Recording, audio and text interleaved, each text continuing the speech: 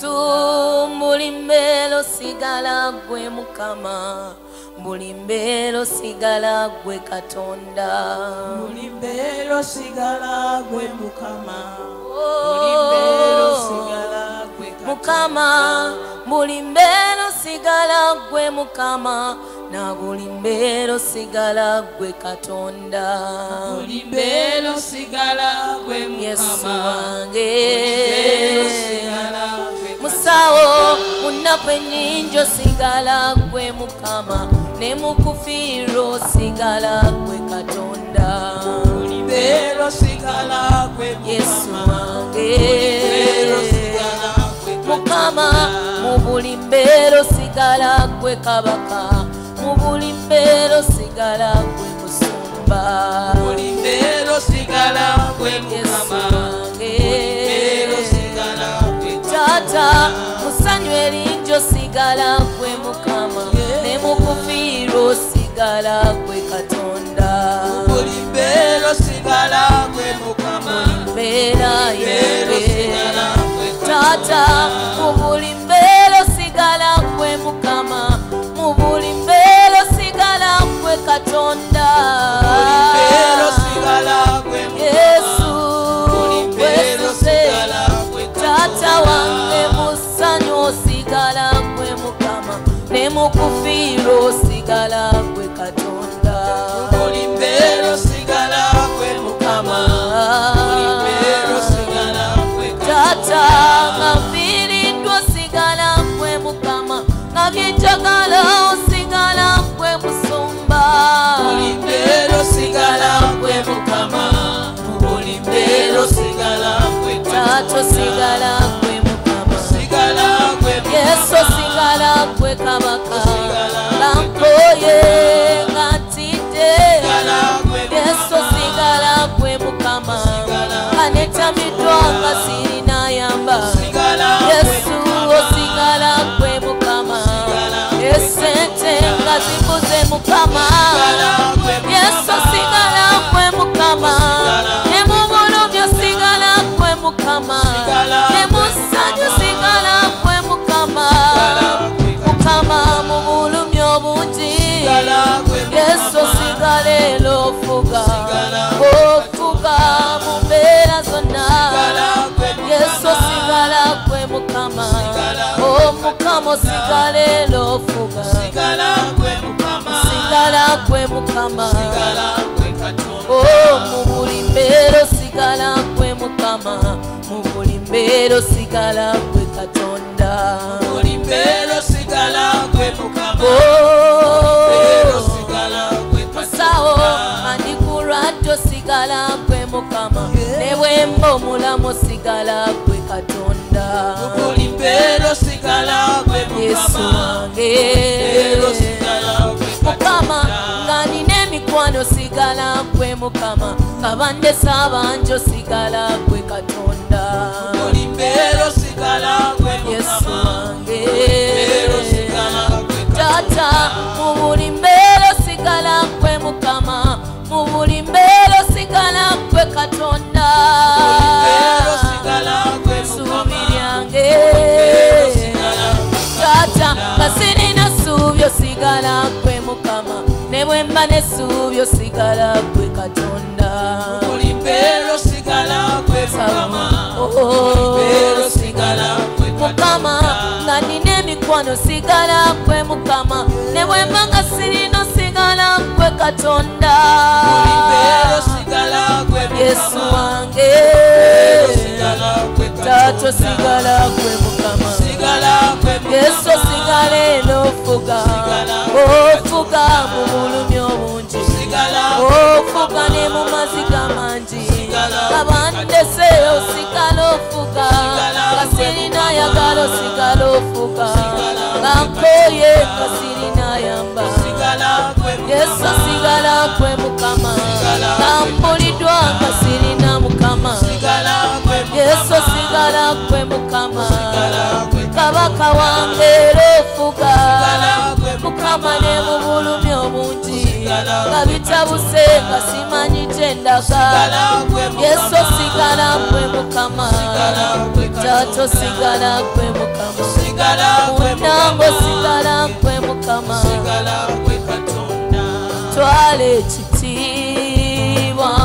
twala ekitiibwa n'ettendo Mukama twala ekitiibwa Yesu twala ekitiibwa n'ettendo mukwano gwange Yesu twala ekitiibwa n'ettendo byonna Yesu wange Mukama luno luyimba lulwo Yesu twala ekitiibwa n'ettendo Mukama Yesu twala ekitiibwa ky'obulamu bwange twala n'ettendo lyonna Mukama twala ekitiibwa musawo twala ekitiibwa ky'olunaku luno twala n'ettendo Mukama Yesu wange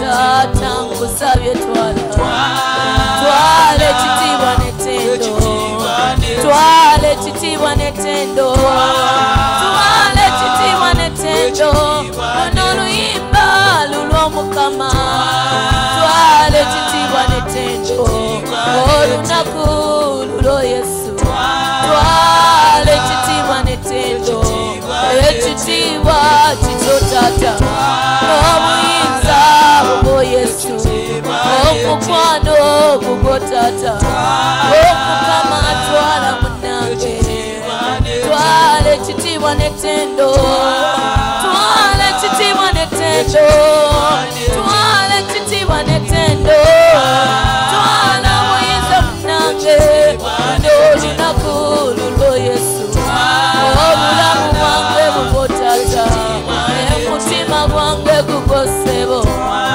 twala ekitiibwa n'ettendo luno luyimba lulwo Yesu twala ekitiibwa n'ettendo Mukama nkwagala nnyo munnange twala ekitiibwa n'ettendo omutima gwange gukwegomba obulamu bwange bukwegomba ekitiibwa kikyo Mukama twala ekitiibwa n'ettendo ense nandibadde wa Mukama twala ekitiibwa n'ettendo ensi eno yandimize Yesu Mukama byokoze binene guno mwaka obadde nange twala ekitiibwa n'ettendo ensozi oseeteza Mukama twala ekitiibwa n'ettendo ebiwonvu n'obijjuza Yesu twala ekitiibwa n'ettendo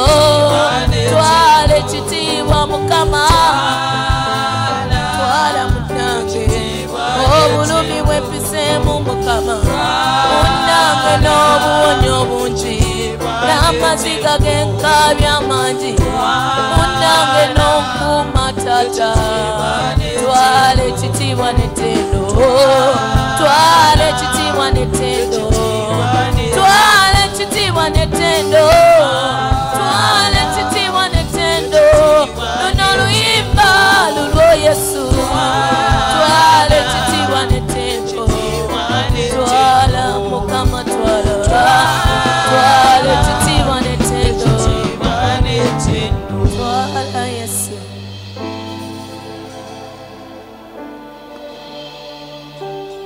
Mukama twala ekitiibwa n'ettendo Father, take all the glory and the honor. twala ekitiibwa n'ettendo Take the glory and the honor. twala ekitiibwa n'ettendo Yesu Take the glory and the honor. weebale Jesus. nnyo Mukama Thank you so much, Lord. weebale olw'ebikulu n'ebyamaanyi by'okoze Thank you for the great and mighty things you've weebale done. olw'obulumi Thank bw'otuyisizaamu you for the great anguish we've taken weebale us through. olw'amaziga ge tukaabye Thank you for the tears we've cried. weebale olw'okubulwa kwe tuleese bituwezeeko. Thank you for the luck that we have. Weebale kubanga byonna tebitumazeewo. Thank you because they've not all taken us Tobiganyizza away. kutumalawo. You've not agreed that those situations take us away. Weebale Yesu. Thank you, Jesus. Weebale omuyinza w'ebintu byonna. Thank you, Almighty God. Weebale olwazi olw'edda n'edda. Thank you, O Rock of Weebale Ancient gwe of Days. empologoma ya Yuda. Thank you, Lion of Judah. Weebale empologoma ya Yuda asituka ne wataba nsolo ndala esitula mutwe. Thank you, Lion of Judah, that roars and no any other animal uplifts its head. Weebale omulangira w'emirembe. Thank you, the Prince of Peace. Weebale ekiwummulo ky'emitima gyaffe. Thank you, the rest of our Weebale souls. essuubi ly'emyoyo gyaffe. Thank you, the hope of our Waliwo souls. lwe twayitanga essuubi lyakubwa. There are those that we called hope, but they were beaten. Waliwo akaseera ke twayitamu ng'essuubi likubiddwa Mukama. There are times we went through and our hope was beaten. Nga ne gye tulaga tetulabayo. And we would not even glance at where we are heading Nga to. ne we tulinnya We tetulabawo. would not even see where we are stepping. Naye gwe kitangaala ky'ensi. But you are the light to the world. Gw'omusana amaaso g'omuliro. You are the sun and your eyes are fire. Bwe wajja n'otumulisiza ekkubo. You came and brightened our way. Ne tuteesitala ku mayinja. And we did not stumble upon Ne stones. tutazirikira mu lugendo. And we didn't faint on the way. In fact waliwo n'abaatulabanga nga tutambula. There are those who even saw us walking. Ne balowooza nti tugenda kuzirika. And they thought we would faint. Naye Mukama tewakiganya. But you did not permit that to happen. Tewabawa nseko. You did not give them laughter. Thank you, Jesus. Webale nnyo Yesu. We choose to worship you this afternoon. Tusalawo kusinza ettuntu lya leero. Thank you, Lord. Weebale Mukama. In Jesus' name, Mu linnya lya Yesu. amen. Amen. Kama yeebazibwe. Praise the Lord. Hallelujah. Amen. Mukama waffe yeebazibwe mikwano. Praise the Lord, friends. Twebaza Mukama olw'olunaku lwa leero. We thank the Lord for today. Tumwebaza olwa wiiki eno nate. We thank Him for this week again. Kubanga Mukama abadde mulungi. Because God has been good. Tuli mu sizoni ya kwebaza. We are in a season of thanksgiving. Kansabe gwe ali emabega osembereko mu maaso. I kindly request you, if you're seated behind, to draw nigher. Twala omukisa guno okwebaza Mukama olw'abaweereza abo abali mu masekati gaffe. I take this opportunity to thank the ministers that are before us today. Saba tubakubireko mu ngalo. I request that we clap for them. Mwebale nnyo okubaawo Mukama abawa omukisa. Thank you so much for being present, and may the Lord bless you. Tugenda kweyongerayo n'obubaka obw'okwebaza Katonda We are going- olw'ebisoomooza bye tuyitamu. We are going on with thanksgiving to the Lord for the challenges we go through. Mukama yeebazibwe. Praise the Lord. Nze neebaza Mukama olw'ebisoomooza byempiseemu ne byempitamu. I thank the Lord for the challenges I've gone through and those that I am going Kubanga through. okuyita mu bisoomooza ebyo Because going through those challenges, njiza ebintu bingi nnyo. I have learned quite a number of things. Mukama yeebazibwe. Praise the Lord. Katusome ebyawandiikibwa bino. Let's read the scriptures. 1 Thessalonians chapter 5 verse 16. Batesalonika ekisooka essula ya 5 olunyiriri olw'16 Verse 16 to 18. paka ku lw'18. Neebaza Katonda olw'obulumi, I thank the Lord for the anguish. for the pain. Nebaza Mukama olw'obulumi, Kubanga obulumi obwo because that pain, bwe mbuwaddeyo n'ennyikira okubumuwa, and I diligently give it unto Him. ndabye nga mponya. I've seen Him heal me. Ate Katonda bw'awonya, And when the Lord tolaba heals, nkovu, you see no scar. olaba sikini mpya. Olaba olususu olujja. Mukama yeebazibwe. Praise the Lord. Katonda bw'oba oyina ebiwundu When you have wounds n'akuwonya, and He heals you, kizibu nnyo okulaba ku nkovu. it's so hard to see a scar. Mukama waffe yeebazibwe. Praise the Lord. Enkovu ziyinza kuba mu bintu ebiri fiziko oba ebyabula kale ebyo ebyayonooneka naye munda mu mutima gwo towulira nkovu ezo kubanga mulimu amabwa agamu nga bwe liwona enkovu ezuuka. There are scars that could remain and they are physical. Maybe you lost certain things, but inside your heart you do not have scars. Kubanga waliwo amabwa agamu. There are certain wounds. Katugeze wajja muliro. Maybe you are burnt by fire. Bwe olimala okuwona. After healing, ate enkovu etera okuzimba. normally the scar swells Era ebiseera ebisinga eba ekusiiwa. and it's itchy. Naye kye neebaza Katonda. But one thing I thank the Nti Lord, tuba n'ebintu bye tuyitamu mu lugendo luno olw'obulokozi. there are situations or things we go through in this journey of Ne salvation, bitwokya kubanga biba byokya ng'omuliro. and they burn us because they really burn like fire. Naye ye bw'awonya, But when He heals, bannange tolaba ku nkovu. you hardly see a scar. Mukama yeebazibwe. Praise the Lord. Tuli mu Basessalonike ekisooka essula ya 5. 1 Thessalonians chapter 5, the verses 16. Tutandikire ku lunya olw'16. From verse 16. Musanyukenga ennaku zonna, musabenga obutayosa, mwebazenga mu kigambo kyonna kyonna, kubanga ekyo Katonda ky'abaagaliza mu Kristo Yesu. Rejoice always, pray continually, give thanks in all circumstances, for this is God's will for you in Christ Jesus. Okabulidde? Have you heard that? Timusanyukenga ennaku zonna. Rejoice always. Oba olunaku lulungi oba lunaku lubi, Bayibuli etugambye sanyuka. Whether the day is good or bad, the Bible tells us to rejoice. Nkimanyi bulungi nti mu lunaku olubi si kyangu kusanyuka. I very much know that on a bad day, it's not easy to rejoice. Naye Bayibuli etugamba nti bw'ozirika ku lunaku olubi ng'amaanyi go matono nnyo. But the Bible still tells us that if you faint on a bad day, then your strength is weak. Kubanga waliwo ebintu ebimu ebitubaako ng'owulira wandyeyambudde bweyambuzi ng'oyo oyite bukunya. Because there are certain things that happen to us and you feel you just undress and walk naked. Naye Katonda tatuganya kutuuka ku ddaala eryo. But the Lord does not permit us to reach that Naye level. nga tetulina ebintu bye tuyitamu nga muliro. Yet there are certain things we go through and they are really Era fire. nga nagenze nkwata akazindalo n'embuza omu ku omu wano. And if I give a microphone to each one of you, Either olina ky'oyitamu kati, or you may be going through something right oba now, olina ekintu kye waakavaamu, or something you have just gone out of, oba olina kye waakayingira, or something that you have just entered oba into, olina ky'omazeemu ebbanga ng'olinga eyakivaanako nga ekyo kibeerewo. or you have tarried in a situation for a long time and you even gave up and you say, let it be. Naye Bayibuli etugambye nti musanyukenga ennaku zonna. But the Bible tells us to rejoice always, Musabenga obutayosa. pray continually, Mwebazenga mu kigambo kyonna. give thanks in all circumstances, Kubanga ekyo Katonda ky'abaagaliza mu Kristo Yesu. for this is God's will for you in Christ Jesus. Mukama yeebazibwe. Praise the Lord. Atugambye nti twebazenga mu buli kigambo kyonna. He says that give thanks in everything or in all Ate circumstances. nazuula ekyama mu kwebaliza Katonda, ekyokwebaza Katonda mu bisoomooza, And oba I- okwebaza Katonda olw'ebisoomooza by'empiseemu.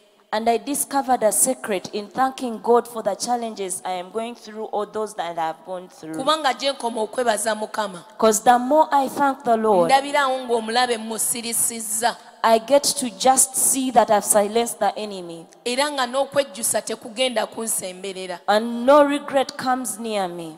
Kubanga nze nzikiriza tewali kimbaako nga Katonda tategedde. Because I believe nothing happens to me when the Lord has not known or Ekyo permitted. nkitegeera ntya? How do I know Bwe that? nsoma ekitabo kya Yobu essuula esooka, When I read in the book of Job chapter 1, kindeetera obukakafu nti byonna obuweereza Sitaani bwakola ku nsi, Katonda yamuganya. it affirms to me that all the attacks the enemy makes on the earth, it is the Lord that grants him permission. Katonda yamuganya. It is the Lord that Kubanga grants. Katonda mmanyi. Because the Lord knows me. Nze ekyo kye nzikiriza. That's what I believe. Era bwe nsoma ekitabo ekya Yobu, And when I read the book of Job, kinkakasa nti amannya gaffe agamanyi, amanyi n'okubuuza Sitaani nti olabye ku muddu wange gundi. it confirms to me that the Lord knows us by name, and he even asked the devil, have you seen my servant gwe so and simanyi so? kikyokkiriza I don't know what you believe naye nze in, nzikiriza erinnya lyange katonda alimanyi but personally I know the Lord knows me by era name. byonna ebimbaako abimanya And whatever happens to me, he knows.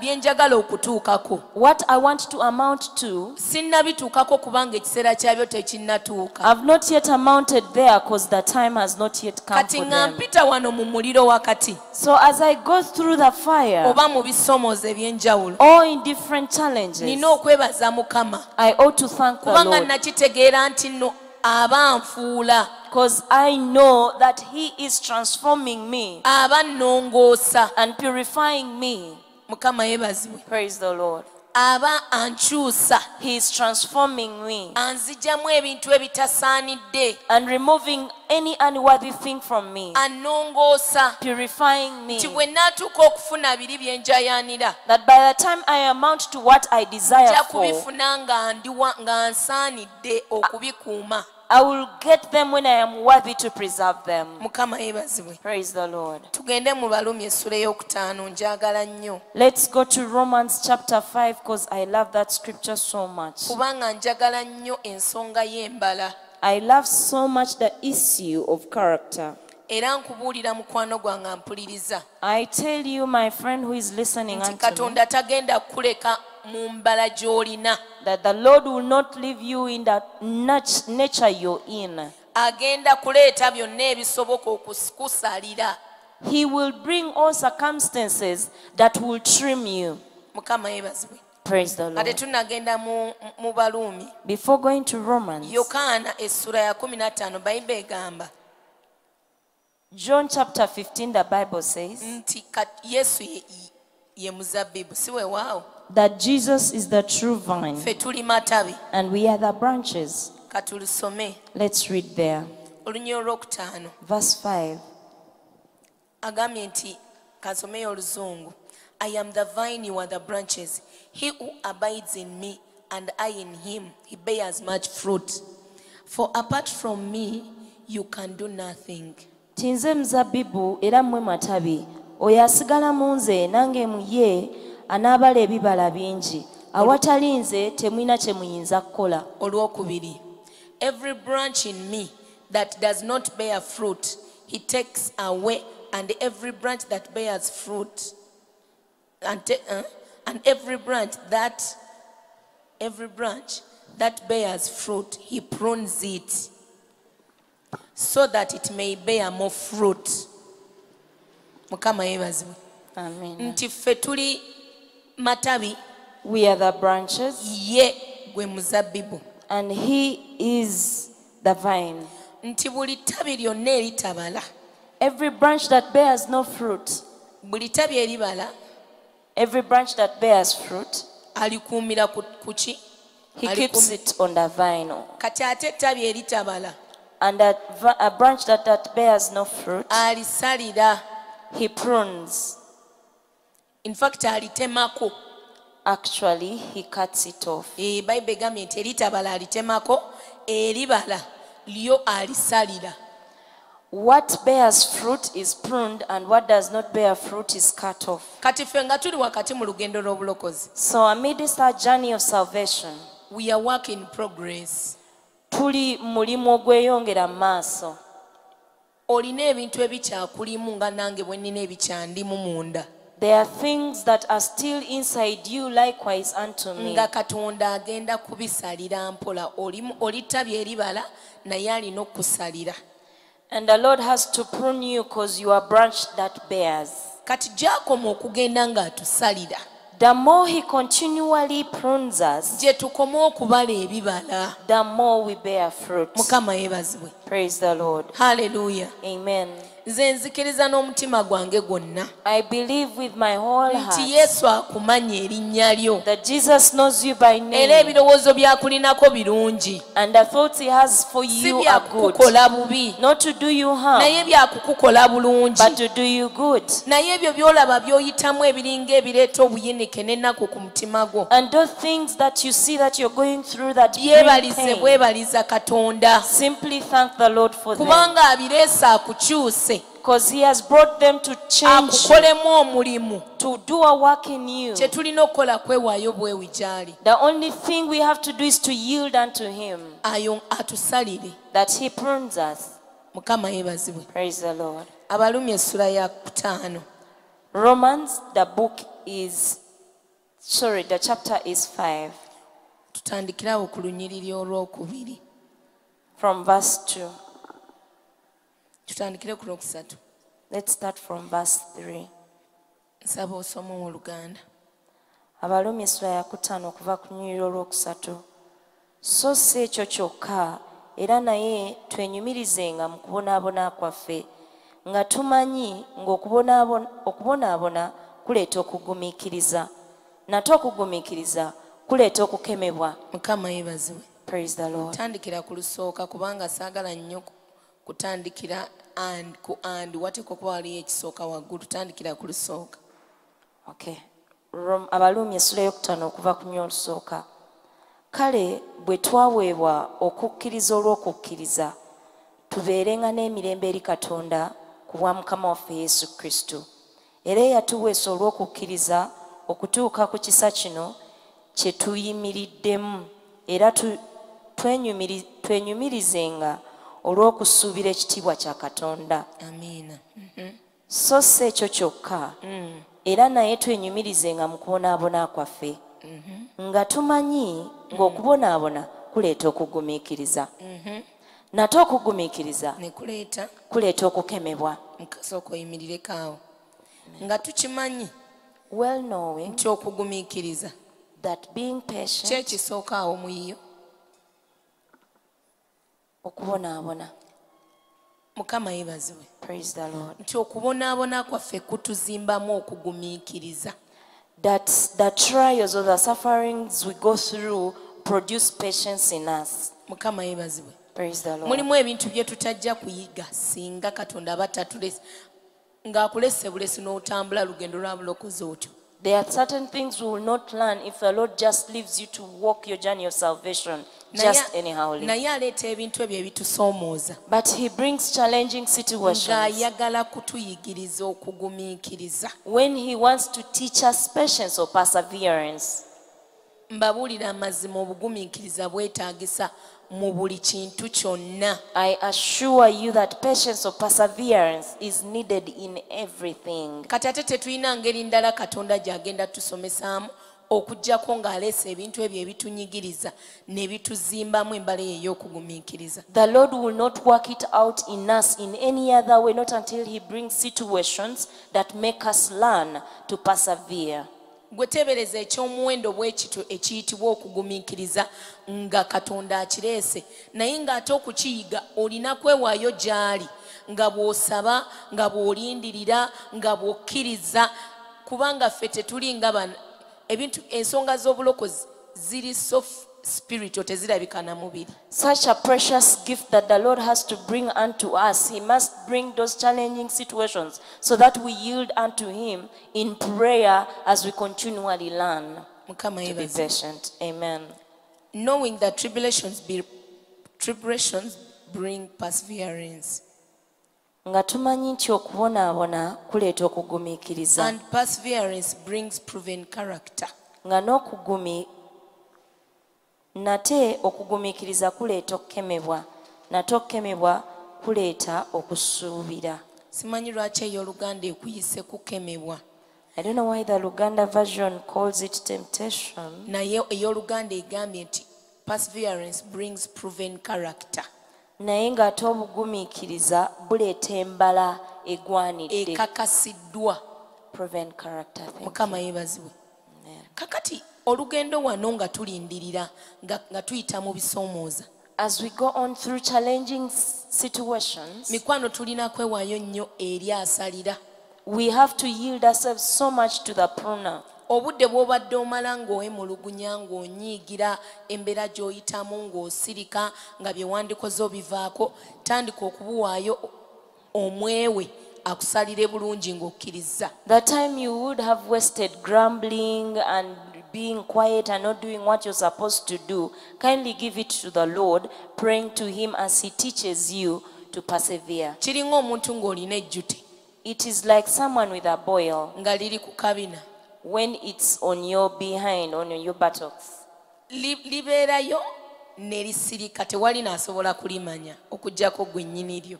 It's there and it's quiet and it's only the owner who knows that it's there.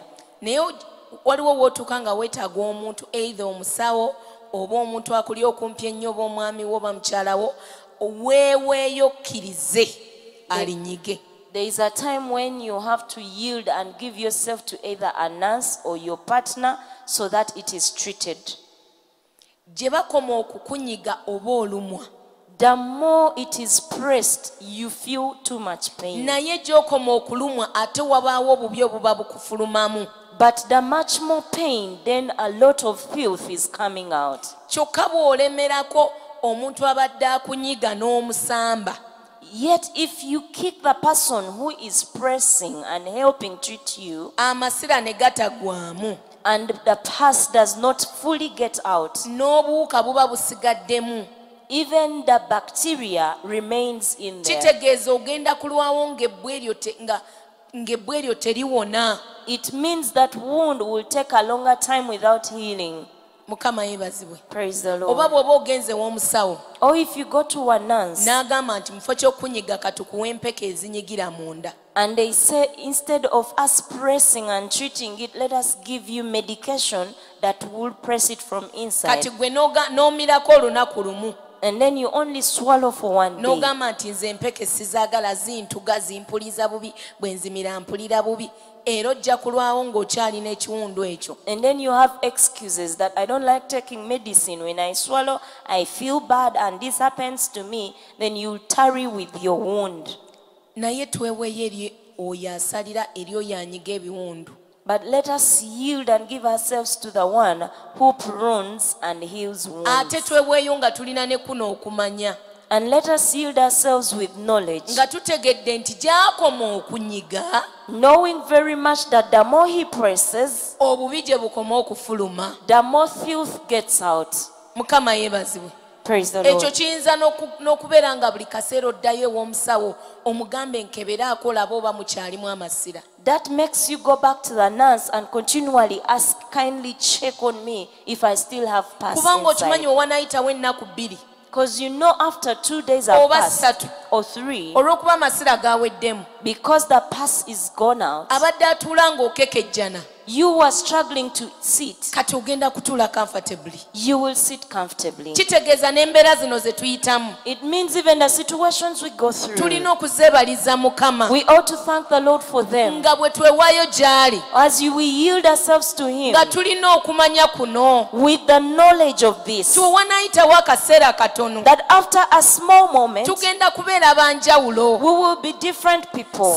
si munda yokka Not only in the inside, mu mutu waffe ow'omunda in an inner man, naye ne kungulu but even on the outside. kubanga nze ekyawandiikibwa kino bwe nti bwe nkitegeera. Because this is how I understand this scripture. Titusooke tunoonye obwakabaka bwa Katonda Now let us first seek the kingdom of God n'obutuukirivu bwe and His righteousness, n'ebirala bigenda kujja. and other things will Kati follow wano nga suit. twewaayo So as we yield nga ourselves, tuguma as we travail, nga tugumiikiriza byonna being patient through it all, nga gye tukoma okweyongera gy'ali and we yield more unto Him, tuba tunoonya obwakabaka bwe then we are seeking for His kingdom. ng'agenda asonga ku bintu eby'enjawulo ebitulimu When He's pinpointing at different things in us, ng'akubikkulira bw'olina amalala unveiling unto you how proud you nti are, gwe tebakugambako. that no one is supposed to say Omuntu anything yenna about you. bw'ayogera ku nsobi yo If anyone talks anything wrong olina about you, okuvaayo ne wennyonnyolako ne weewozaako. then you have to come out and defend yourself. Mukama yeebazibwe. Praise the Lord. Era nga n'abantu bagenda bakitegeera And people get to know nti ekyo ky'oli that that is who you are. ng'agenda akubikkulira ku nsobi ze ez'omunda When He's opening on your wrongs kubanga in the gy'okoma inside. okusemberera Katonda. Because the more you draw unto God, Abaako ebintu ebyekyama byakubikkulira by'oli naawe by'obadde tomanyi nti ddala obiri. They are sacred things he unveils unto you that you also didn't know that that is you. wakubikulira omululu ogukulimu He opens up the greed that is in you, oba obujja or the envy, oba obutaagaliza. or not wishing others good. Mukama affe yeebazibwe. Praise the Lord. emabegako awo emabegako Some time back, nalina mukwano gwa mwami Sakira. I had a friend to Yali mukwano gwaffe kuba kwati twafuuka mwami na mukyala. that person is our friend because we are husband and wife. Baali ba mukwano nnyo ne babaako ebintu bye bakola naye ekiseera ne kituuka somehow ne baawukana mu ngeri nze gye saategeera. They were very good friends, but they did certain things that caused them to separate, and I did not get to know. Nga bwe mbuuza omwami wange andaga bakyagenda mu maaso.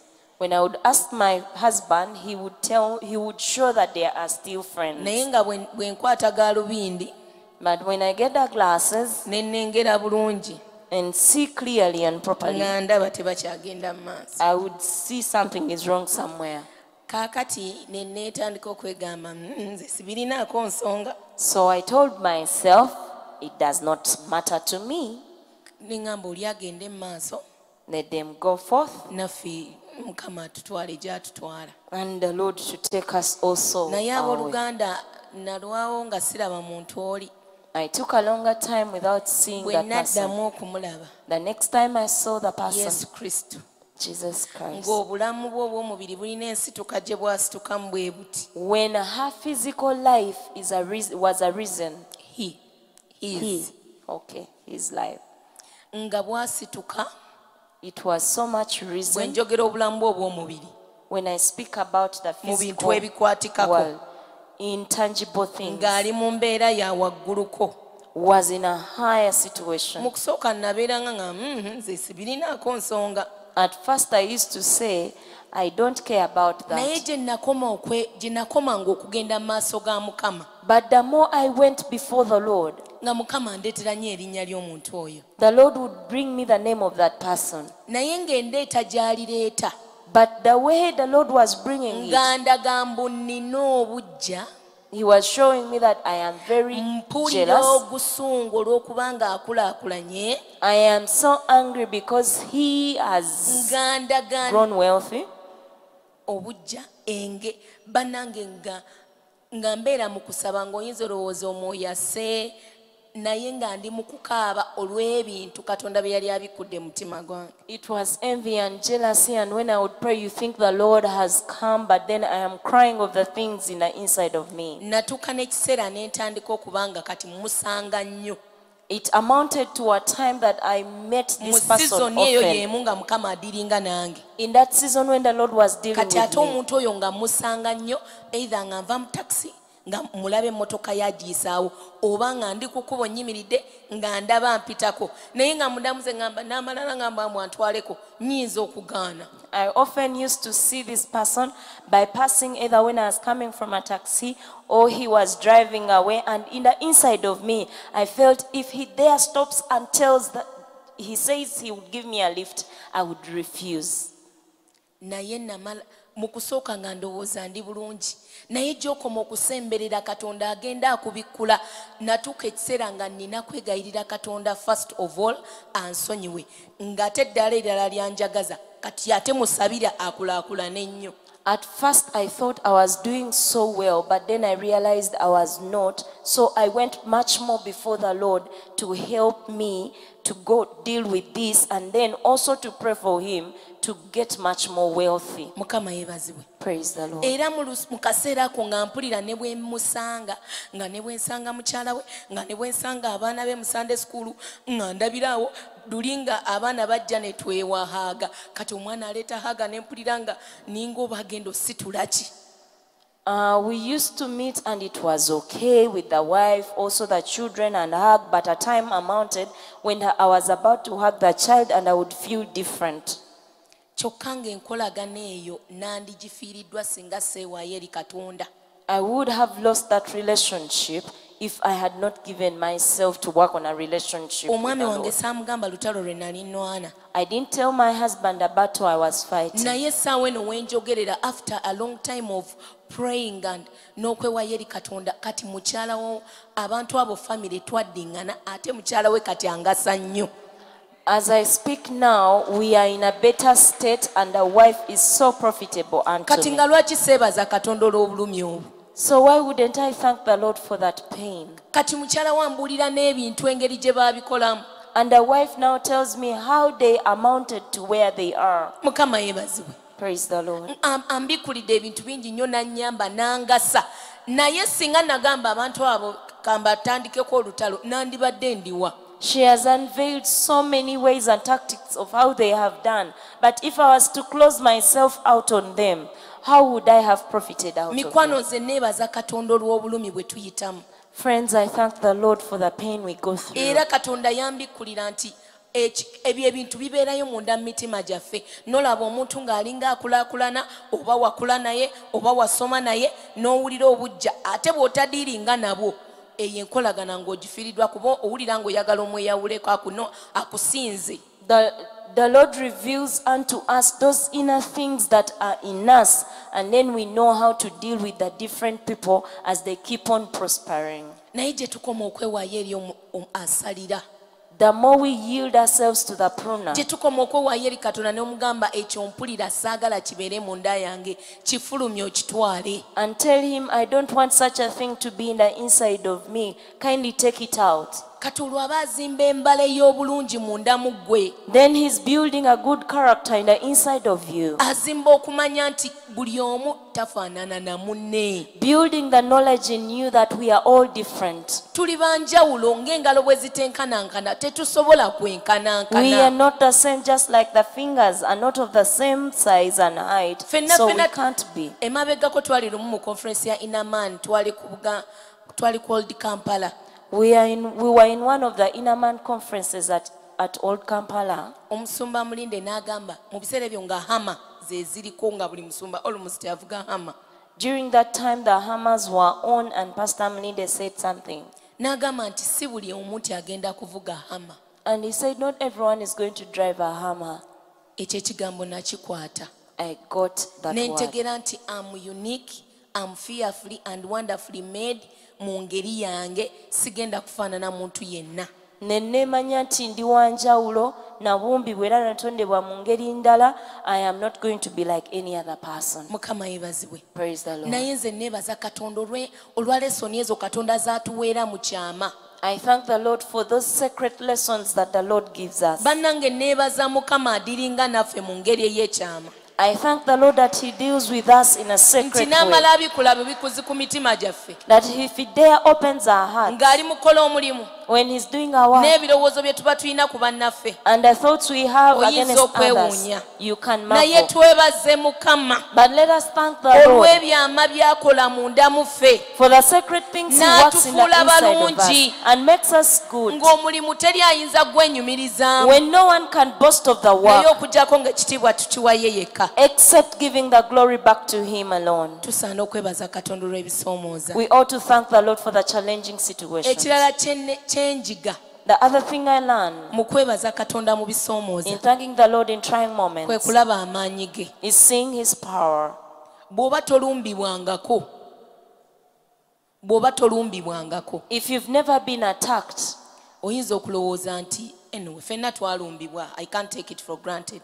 we were all attacked, seeing era that tulumbibwa mu ngeri ez'enjawulo. and we attacked in different naye ways. wakati mu lutalo But amidst the battle, ng'embeera etabuse when the situation is w'otegeerera bad, nti olina katonda ow'amaanyi. that is when you get to know that you have a great God. bwe buba buntu bunafunafu wano bw'osobola If okwesootingira there are weak things that you can sort out for kizibu yourself, okurecognizinga katonda wo n'amaanyi ge. it's very hard to notify and see that the Lord is great and naye powerful. wakati mu muyaga nga gukunta nnyo But amidst the storm, when it is too much, ng'owulira eryato ligenda nakwesulika ogwemu and you feel the boat is about to capsize, najja n'alagira ennyanja nti kakkana and then He comes and commands the lake to otandika come ofuna down, obuvumu nti then you get the boldness and say, bulijjo yeah, nina katonda ow'amaanyi. I always have a great God. mukama affe ebazibwe. Praise the Lord. wakati mu bisomooza we tulabira amaanyi ga katonda. Amid these trials is when we see the power of the Lord. Haleluya. Amen. bw'osoma ekitabo ky'ebyomu mirembe ekyokubiri essula ey'abiri, 2 Chronicles chapter 20. waliwo kabaka bamuyita Yekosafaati. There is a king called Jehoshaphat. kabaka ono yalumbibwa amawanga ga mirundi 3. He was attacked by 3 kingdoms. naye bwe baamulumba But ye when- teyasooka na kumanya nti alumbiddwa. At first he did not even know that he was attacked. abakesi be bano abayimirira waggulu ku bikomera ndowooza be baalaba amawanga nga galumbi, It is his men that saw that he was attacked. ne bamunnyonnyola ne bamubuulira obungi bwabwe n'amaanyi gaabwe. And they explained unto him the greatness of the number and their strength. naye bayibuli egamba But the Bible okuva ku lunnyo says lw'omukaaga, from verse 6, ye Yekosafaati yasalawo kimu kuyingira mu kusaba na kusiiba. Jehoshaphat went into prayer and fasting. naye mu lunnyo lw'e12 ayogera ebigambo bino. And in verse 12, this is what he badde says. nsaba olutusomere. Ebyomumirembe ekyokubiri essula ya 20 okuva ku nnyo lw'e12. Ayi Katonda waffe, tolibasalira musango, kubanga tetulina maanyi n'akatono eri eggye lino eddene eritutambadde. So tetumanyi nakyakukola. bwe tuba tukola, naye amaaso gaffe gakutunuulira ggwe. mukama yeebazibwe. Praise the Lord. agamba mukama nti tolibasalira musango, He tells God, won't you judge them? tetulina maanyi agalumba eggye lino eritutabadde. We have no strength to attack these armies that have yuda attacked ntono us. nnyo okusinziira kugana amawanga abamowaabu, abamooni n'eddala eggwanga abatulumbye, ffe tuli batono nnyo. Judah was so small to attack these people that had attacked them. mukama yeebazibwe. Praise the Lord. naye amugamba tetulina kyakukola, naye amaaso gaffe gakutunuulira ggwe. He says we have nothing to do, but our eyes are fixed on you. mikwano, Friends, katonda n'amala akubikkulirayo bubikkulizi lumu ku bintu ebiba bikulumbye mu nsi y'omwoyo. if the Lord there reveals or unveils the things that attack you in the spiritual realm, oyinza n'okuzirika ng'obirabye bulabye. you may faint when you just see naye them. ekisooka tatuganya kubiraba. But He does not permit us to see them. n'obubonero obw'okungulu bwe tulabako butono nnyo. Even the physical signs we see are very few. kyokka naffe kye tukolako kitono nnyo. Yet even what we do is so small. naye ng'abalabe batulumbye nga b'amaanyi nga tetubasobola, katonda atuwa opportunity ekolayo obuntu butono, ye n'akola ebinene n'atulwanira n'atuwangulira. But the enemies attacking us are so great, and what we do is small. It is Him who comes with great power and fights for us. mukama yeebazibwe. Praise the Lord. owulira abantu ba deliverance nga basomesa obubonero obulaga okulumbibwa obw'enjawulo. You hear people of deliverance telling the different signs of attacks. naye obwo obubonero mikwano butono nnyo ku bugazi bwa kye kiba kizze. But those signs are very little compared to what has come. ye sitaani aba agenderedde kulaba nga oggwawo, kuba ye afuba kimu kuggyawo, oba ng'oli mu mbeera eyo gy'olimu nga tonatuuka na mu bisuubizo katonda bye yakusuubiza. The intention of the devil is to totally destroy you before you amount to the promises the Lord has for you. naye katonda waffe bulijjo asindika abalwanyi be, oba ye kennyini n'agolokoka n'ajja n'atulwanira mu ngeri eyeewuunyisa. But on a daily, God sends His armory to fight for us, or He Himself comes down and fights for era us. bw'osoma essula eyo n'ogimalayo, And when you read that entire chapter, bayibuli eraga mbu katonda the Bible shows that God yagamba Yekosafaati told Jehoshaphat nti mwe muwulirize buwulirize bubaka obuva ewa nnabbi wange. that you simply hearken to the message that comes through my prophet. olunnyo olwabiri, tusomere olunnyo olwabiri. Verse 20. Ne bagolokoka enkya mu makya ne bafuluma mu ddungu ery'e Tekowa. Awo bwe baali nga bafuluma, Yekosafaati n'ayimirira n'ayogera nti, mumpulire mmwe Abayuda, nammwe ababeera mu Yerusaalemi. Mukkirize Mukama Katonda wammwe, bwe mutyo bwe munaanywezebwa. Mukkirize bannabbi be, bwe mutyo bwe munaalaba omukisa. Somo lwe 17. verse 17. Temulyetaaga kulwana na lutalo luno. Mwesimbe muyimirire buyimirizi, mulabe obulokozi bwa Katonda obuli nammwe, gwe Yuda ne Yerusaalemi. Temutya so temukenneetererwa. Enkya mubatabaale kubanga Mukama ali nammwe. Awo Yekosafaati n'avunnama amaaso ge ku ttaka, ne Yuda yenna ne babeera mu Yerusaalemi, ne bavunnama mu maaso ga Mukama nga basinza Mukama. Abaleevi ab'oku baana b'Abakosasi n'ab'oku baana b'Abakoola ne bayimirira okutendereza Mukama Katonda wa Isirayiri n'eddoboozi ddene nnyo nnyini ery'okutendereza. Mukama yeebazibwe. Praise the Lord. Weteebereza amawanga asatu nga galumbye Yuda. Just imagine 3 kingdoms attacking Judah. Naye Katonda n'abagamba mwe muyimirire buyimirizi. But God tells them, just stand still.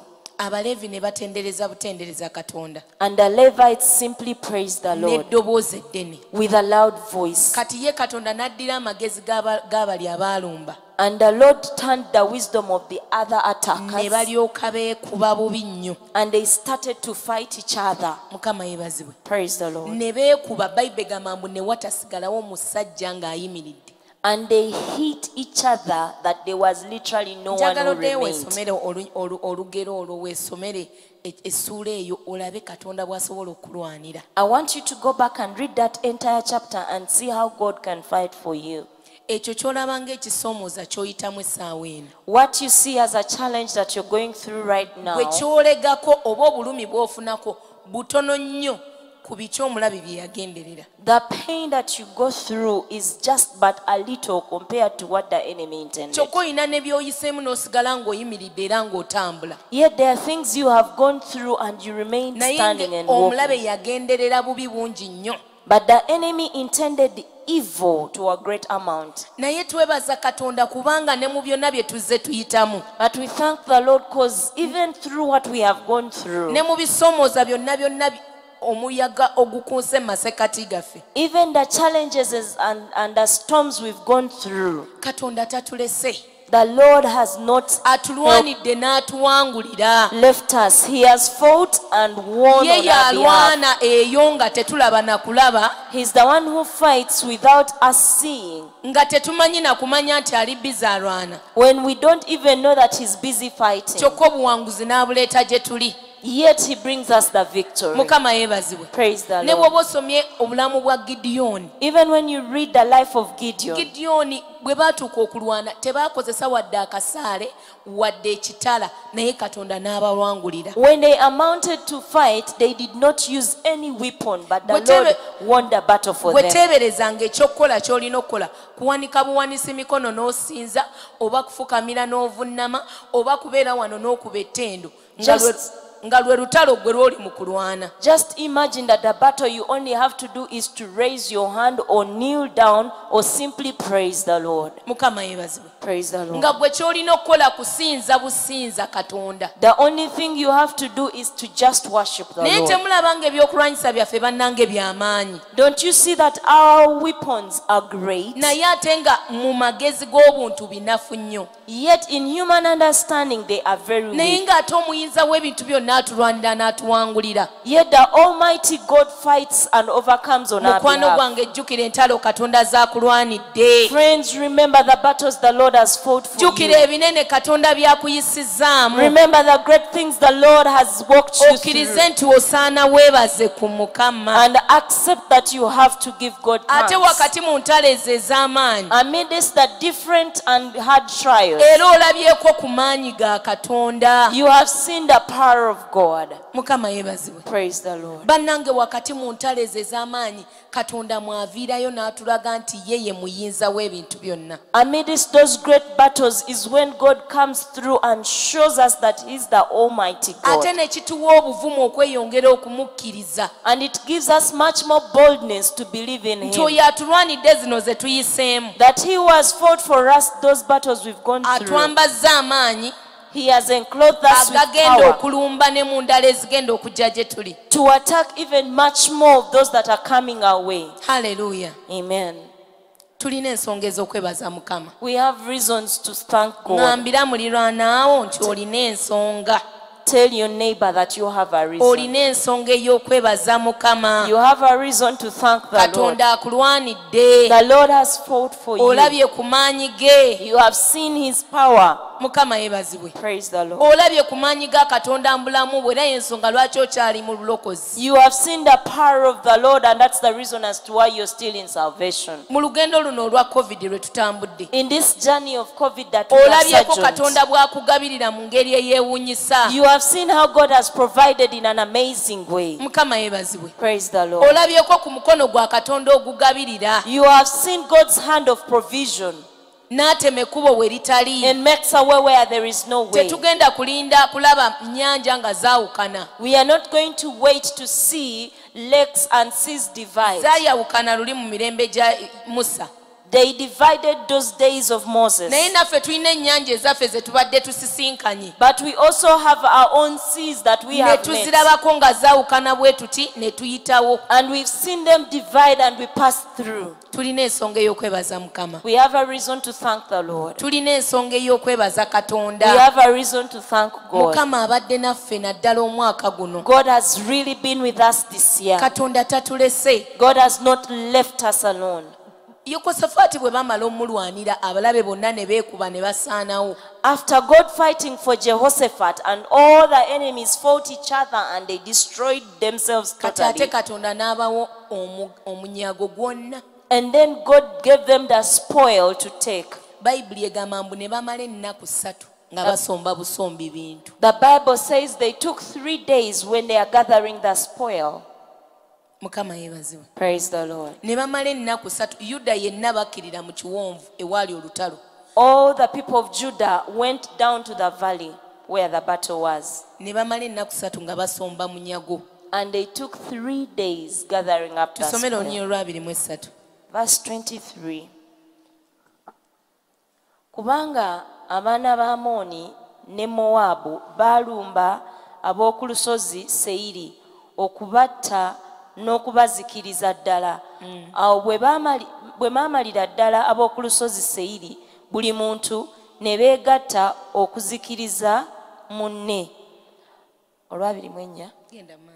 Awo Yuda bwe baatuuka ku kigo ekikuumirwako eky'omu ddungu, ne batunuulira eggye, kale laba nga mirambo egigudde wansi, so tewaali abaawona.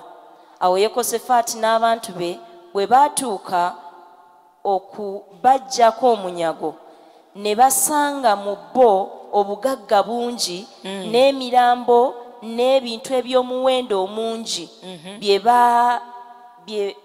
baayambulira bokka.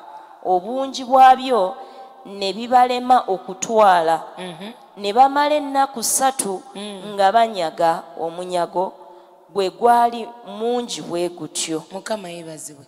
Praise the Lord. Katonda akulwanidde olutalo.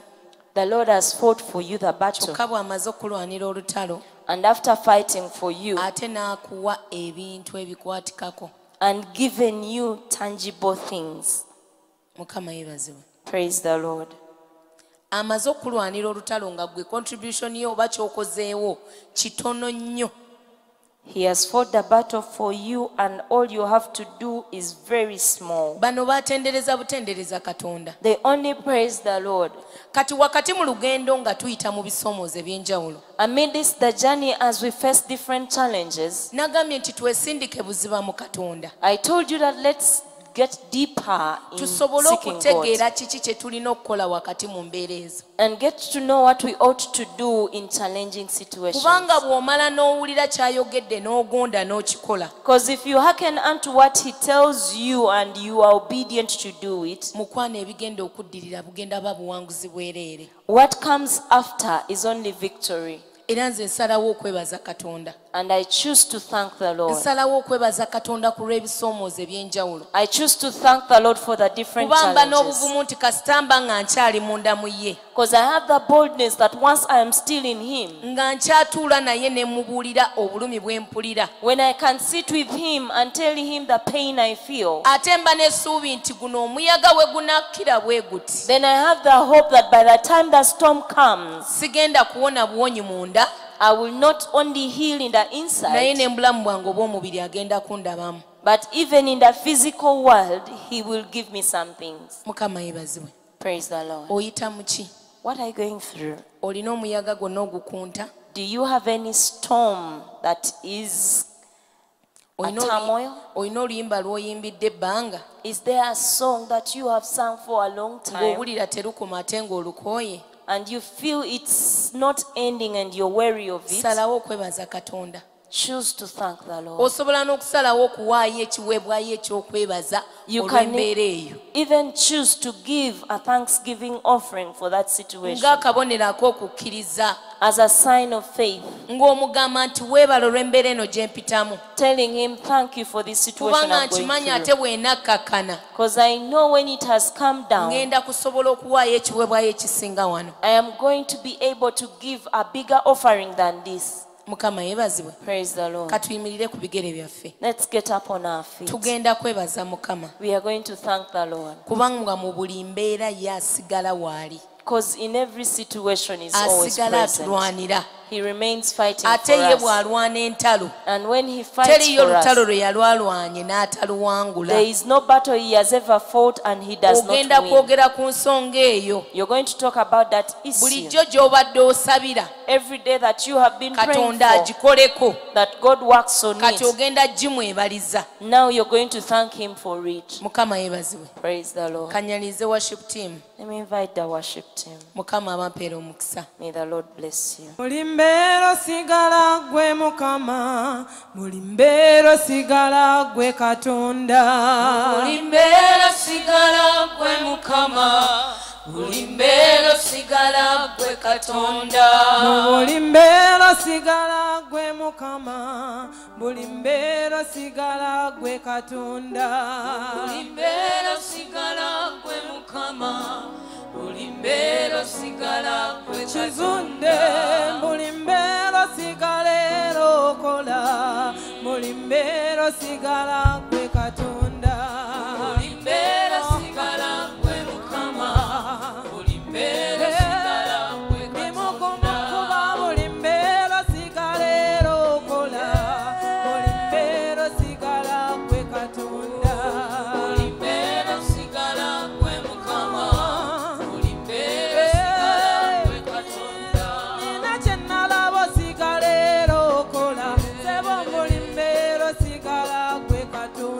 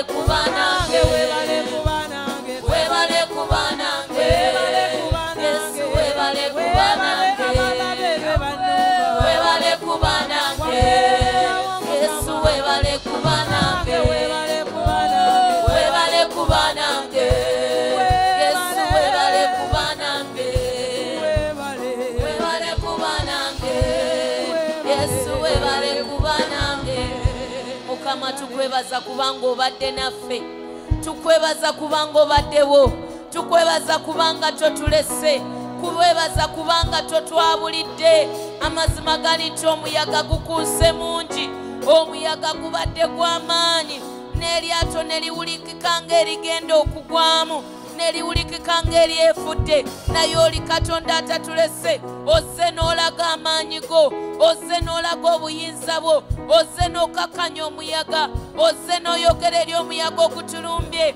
nga ne gye tulaga tetulabayo nga ne gye tugenda tetutegeerayo ng'essuubi lyaffe likubiddwa Mukama tewatulekerera totulekeredde kabaka w'abakabaka ozze n'oyogera eri omuyaga omungi ozze n'otuzzaamu amaanyi n'otwambaza emikono gyaffe amaanyi amavivi akagigumira n'ogambaza emikono egifuuyiridde n'ogiwanirira tuli wano okukwebaza webala olw'omuyaga gw'otuyisizaamu okuyita mu muyaga guno bwe tugulabye nga gukakana ne tukakasa nti oli Katonda ow'amaanyi okukkiriza kwaffe ne kuzimbibwa ne tuwulira amaanyi munda mu mutu waffe ow'omunda tigwe twakkiriza mulamu tigwe twakkiriza w'amaanyi tigwe twakkiriza talina kimulema era oyo gwe tugenda okunywereramu gwe tugenda okunywererako gwe tugenda okutambula naye omuyaga kagukunte enkuba ketonye embeera keetabuka etya omuliro kagukubwemu emirundi emeka tugenda kusigala naawe tugenda kutambula naawe tukwebaza olw'omuliro omuliro ogutwokeza omuliro gwe tuyiseemu tegutokuganyiza tumalawo wayogera n'ogamba ti mu muliro omungi teguli bamalawo amazzi amangi tegali batwala amazima gali ti amazzi tugayiseemu era gabadde mangi waliwo lwe gasituse ne tuwulira ng'abagenda okubbira waliwo n'obuteebe bwe twagwamu ne tusigala nga mukono gwokka gwe gusigadde waggulu naye wajja n'ogolola omukono gwo n'otusikayo n'otusika mu kateebe nga Dawudi bwe yayogera tinalindirira Mukama n'okugumiikiriza n'awulira okukaaba kwange najja n'anzija mu bitositosi n'ansimba ebigere byange ku lwazi n'ateeka oluyimba olujja ku kamwa kange Mukama Katonda omwesigwa tukwebaza olw'ebitositosi by'otuyisizaamu by'otulazeeko ate n'amaanyi go g'otulaze bwe wajja n'otusikayo n'otuwanirira n'osimba ebigere byaffe ku lwazi n'oteeka oluyimba olujja ku kamwa kaffe tuli wano okugamba tiweebale Yesu tuli wano okugamba tiweebale Mukama tuli wano okukwebaza weebale omusumba omulungi weebale empologoma ya Yuda weebale ekikolo kya Yese weebale omulangira w'emirembe weebale omukuumi w'emitima weebale omulwanyi w'entalo weebale entalo z'otulwanidde ebitulwanyisa biraganga eby'amaanyi era bwe bisituka biyimukira mu giya y'amaanyi nnyo naye oli Katonda abikakanyiza oli Katonda abikakanyiza n'otaganya maanyi gaabyo tumalawo n'otaganya maanyi gaabyo kutwokya n'otatuganya kusaanawo ne basindika bazuka ne basindika obusaale naye okukkiriza kwe wazimba mu ffe ne kututaasa ne kutukuuma nga erementi weebale Yesu weebale Mukama weebale olw'obusaale obw'omuliro bw'ozikiza weebale olw'obusaale obw'omuliro bw'ozikiza weebale Yesu weebale Kabaka w'abakabaka weebale omusumba omulungi weebale omulwanyi w'entalo zaffe weebale obadde naffe Mukama totulese abatulwanyisa ebigendererwa byabwe byali bibi ng'ebyokulwanyisa bye basindise era nga balina obuvumu nti bwe bitutuukako bitumalawo naye wakolanga ekisenge tewabiganya kutusemberera wakolanga ekisenge Mukama tewabiganya kutumalawo tuli wano okukwebaza, tuli wano okukwebaza olw'amaanyi g'ossa otulaga, tuli wano okukwebaza olw'obukuumi bw'otutaddeko, tuli wano okukwebaza olw'obugabirizi bw'otugabiridde. Covid bwe yali ajja, yajja n'amaanyi mangi, yajja n'obuyinza bungi, yajja ayogera ebigambo bingi, mu okubulwa kungi, ebintu byonna ne birabika ng'ebisibiddwa. Naye Mukama tewaganya mubi, tewaganya mubi kwegulumiza lwa nsonga ya Covid. Tukulabye ng'otugabirira, tukulabye ng'otuliisa ku mmere gye tulaali tetulya, tukulabye ng'otusitookingira emmere gye twali tetusitookinga, tukulabye ng'otukuuma, tukulabye ng'otugabirira dulinga tetusitookinga, nga Covid tannajja nga letumanyi na kubeera na mmere sitookinge. Naye ku luno watuyigiriza ate n'ogitusitookingira, n'otuyigiriza okugumiikiriza, n'otuyigiriza okukekkereza, n'otuyigiriza okulya obulungi. Weebala olw'essonzi z'otuyigiriza, weebala olw'okumanya kw'otugaseeko, weebala olw'emikwano gy'otuleetedde, weebala olw'abantu b'otugaseeko. Weebale Mukama, tuli wano okugamba nti weebale, tuli wano okukwebaza Kabaka w'abakabaka. Tetusobola kwemulugunya, naye twagala kwebaza, twagala kusinza, twagala kutendereza, twagala kuyimusa waggulu, twagala kuyimusa, tukuyimusa Mukama, tukugulumiza waggulu wa buli mbeera zonna ze tuyiseemu, tukugulumiza waggulu olw'ebyo bye tuyitamu Mukama. Obadde gwe gwatuwaniridde, obadde gwe gwatulwanidde. Mukama weebale, Yesu weebale, Mukama weebale, weebale, weebale Mukama, weebale omuzabbibu ogw'amazima, weebale ffe tuli matabi, otunywereza ku gwe, otwenywerezaamu, otukuumidde mundamu gwe. Amazima gali nti ebintu bingi ebyali byagala otulemesa okubala ebibala, naye tewabiganya, wajja n'otusalira, ozze ng'otusalira ng'oyagala twongere okubala ebibala. Weebale, weebale omulimi, weebale omulimisa, weebale omulimisa omwesigwa, weebale omulimisa ow'ekisa, weebale omulimisa asaasira. Totuleka Mukama, totutemye, totutemye ng'emata byagatabala, naye osalidde busalizi. Weebale kutusalira, weebale kutusalira, weebale olw'embala gy'otuzimbyemu, otuzimbyemu okugumiikiriza, otuzimbyemu okwagala abatagalikika, okuzimbyemu okusanyuka mu nnaku, otuzimbyemu okwagala okutuufu, otuzimbyemu embala ennungi. Weebale, weebale kutuyigiriza bwesigwa, weebale kutuyigiriza mirembe, weebale kutuyigiriza kuuma mitima, otuyigiriza okuuma emitima Mukama. Watugamba tukuuma emitima, naye twali tetumanyi kuuma mitima, naye okuyita mu kutusalira otuyigiriza okuuma emitima gyaffe, kiwaleme kubaawo biyingiramu nga tebimaze kuyita ku ggwe. Weebale Katonda omwesigwa, weebale olw'ebiwundu by'owonyesa. Waliwo amabwa agali munda mu ffe nga tewali mwana wa muntu asobola gawonya, nga tewali musawo asobola tuukayo, naye gwe omusawo atalina kikulema, gwe omusawo agenda buziba bw'omutima gw'omwana w'omuntu, wagenda mu mutima gwange n'omponya. Weebale Yesu, weebale Mukama, weebale olw'ebiwundu by'owonyeza, weebale olw'ebiwundu by'owonyeza n'enkovu n'ozibuza, weebale olw'ebiwundu by'owonyeza n'enkovu ne zitalabika. Waliwo obulumi bwe nali mmanyi nti tebuliwona,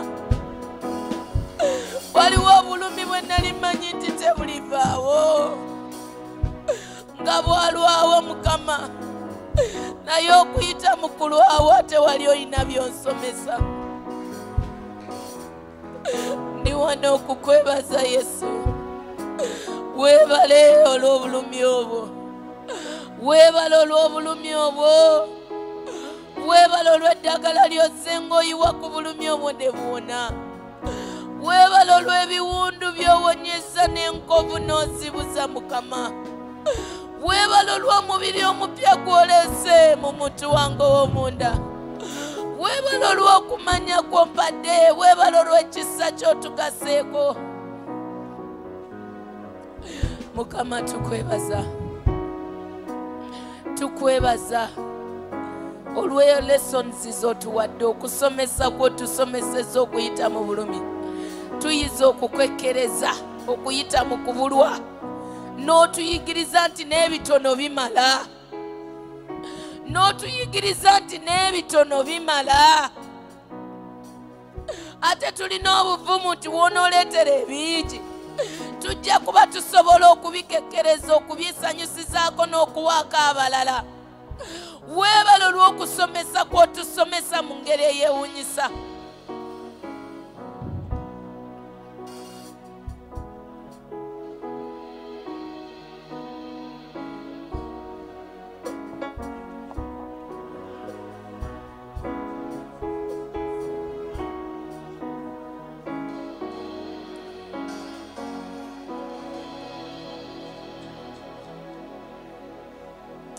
Kankusaba owanike ku mikono gy'egyo nga tumaliriza. Yogerayo ebigambo eby'okwebaza ng'omugamba nti Mukama weebale. And tell him thank you. Weebale olw'ebintu by'onsomesezza eby'enjawulo. Thank you for the different things you've taught me. Weebale olw'ebintu eby'enjawulo by'otusomeseza mu muliro. Thank you for the many things that you teach us through the Nga fire. Sadraki, Mesaki ne Abednego Like Shadrach, Meshach, and Abednego. bwe baaviira mu muliro baali bamaze ofuna obuvumu They were bold after they came out of the fire. nti teriiyo kintu kirala kisobola kubalemesa kusinza. That there is nothing else that can hinder and stop them from worshiping Era you. okutuusa ne kaakati tubayigirako Even up today, we learn from them kubanga baagumira omuliro. because they endured the fire. Mukama naffe tukwebaza olw'omuliro ogw'enjawulo gwe tuyitamu. Father, we also thank you for the different fires we go through. Tukulabyeko ng'ojja n'olaga nti osinga omuliro okwokya. We've come and seen you that you're much more fiery than the fire. Weebale olwa omuwendo gw'otugasseeko okuyita mu muliro gwe tuyiseemu. Thank you for the value you've added unto us through the fire we've gone through. Tukwebaza olwa mwana omuwala oyo singo ng'aluddewo ng'akulindirira. We thank you for that single girl that has patiently waited on you. Olina by'omusomesezza There are things you've told her era omuteeseteese ekimala and prepared her enough nti w'anaayingirira mu bufumbo ng'alina by'ayize era tajja kumala gabumenya. by the time she enters into marriage, she will be ready and will not take it. Tukwebaza olw'embeera z'obwavu ze tuyiseemu We thank you for the situations of poverty kubanga we've gone through. otuyigiriza okukekkereza, Because you've taught us to use things otuyigiriza minimally. okukozesa obulungi by'oba otuwadde. You've told us to use things Ate very tulina well. obuvumu nti n'ebingi ogenda kubireeta, And we have the boldness that you even bring the plenty. era ebingi bw'onoobireeta When you bring the plenty n'otusomesa nti tusobola okubikozesa ku lw'obulamu bwaffe, and you teach us to use them for our lives, okubikozesa okuweereza, to minister unto ate you n'okubaako abalala be tuyamba. and to help others. Kubanga tubayamba tumanyi nti twabeerako mu mbeera ze zimu ze balimu. We help them well knowing that we once went through such situations. Weebala olw'okusomesa, Thank you for the teaching. weebala olw'ekisa, Thank you for the grace. weebala olw'omukwano gw'otulaze, Thank you for the love you've shown weebala us. olw'obulungi bw'otwongedde munda Thank you for muffe, the goodness you've added weebala in our olw'ebinywa inside. eby'omwoyo by'ozimbye, Thank you for the joys weebala of, olw'ebyama by'obwakabaka for the by'otubikkulidde, mysteries of the kingdom you've shown weebala unto us. olw'ekisa eky'okusoma bayibuli Thank you ky'otuwadde. for the grace to read the Bible. Mukama twala ekitiibwa n'eteena, Father, take the glory and the honor. gulumiza erinnya lyo. Exalt your name.